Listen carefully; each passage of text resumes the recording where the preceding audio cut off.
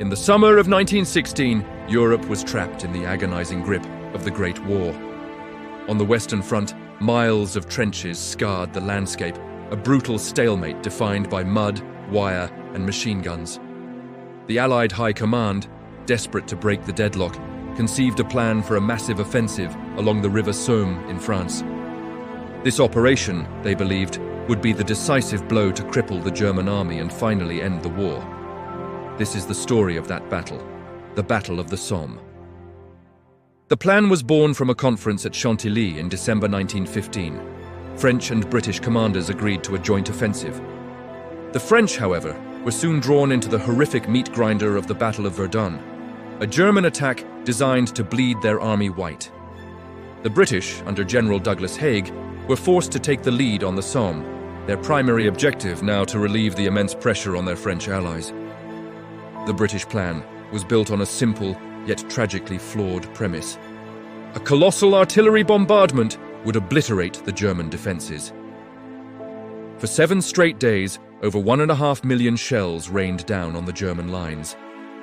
The noise was apocalyptic, heard as far away as London.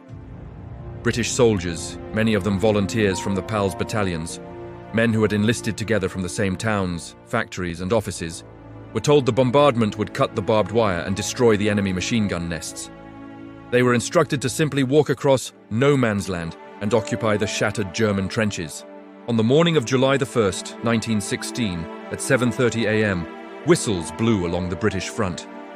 Tens of thousands of men climbed out of their trenches and began their slow, burdened advance.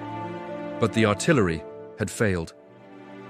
The German defenses, dug deep into the chalky soil of the Somme, were largely intact. As the British soldiers emerged into the morning light, they were met with a storm of machine gun fire. The result was a catastrophe of unimaginable scale. Men were scythed down in waves. The PALS battalions were annihilated.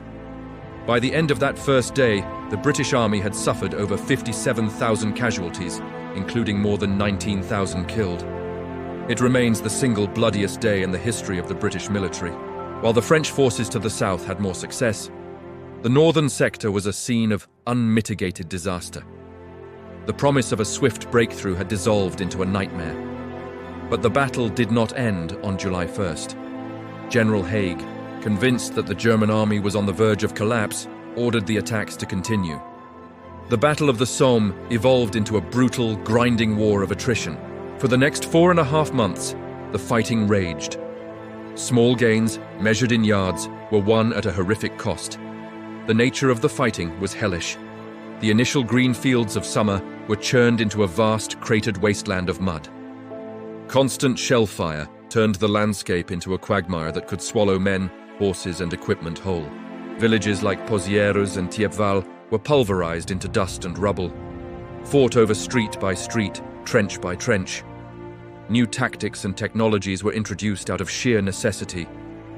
The British experimented with the creeping barrage, where artillery fire would move forward just ahead of the advancing infantry, providing a curtain of smoke and steel to protect them.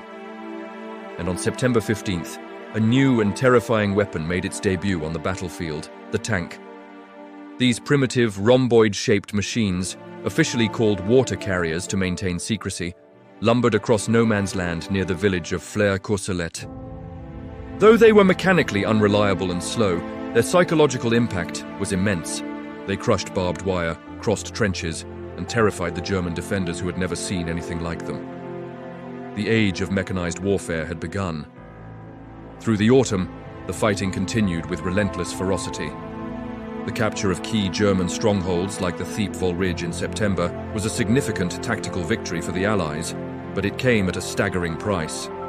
As winter approached, the weather worsened. The incessant rain turned the battlefield into an impassable swamp. Men lived, fought, and died in conditions of unimaginable misery, plagued by frostbite, trenchfoot, and disease. Finally, in mid-November, with the first snows beginning to fall, the offensive was officially called off. The Battle of the Somme was over. The Allies had advanced a maximum of about 6 miles. The consequences were monumental. In total, the battle resulted in over 1 million casualties on all sides, British, French, and German. It was a bloodbath that scarred a generation. For Britain, the loss of the volunteer army, the best of a generation, had a profound and lasting impact on its society. Strategically, the Somme is still debated. It did succeed in relieving the pressure on the French at Verdun. It also inflicted heavy, irreplaceable losses on the German army, weakening it significantly. The German High Command later admitted that their army was fought to a standstill on the Somme. The battle also served as a harsh learning curve for the British Army, forcing it to modernize its tactics and technology, which would prove crucial in the final years of the war. But the name Somme will forever be synonymous with the futility and slaughter of the First World War. It stands as a grim monument to the catastrophic cost of attrition warfare and the staggering human sacrifice it demanded. The fields of the Somme, now peaceful and dotted with memorials and cemeteries, are a silent testament to the hundreds of thousands who fought and fell there in one of history's most devastating battles. Thank you for watching. If you found this documentary informative, please like, share, and subscribe for more journeys into the past.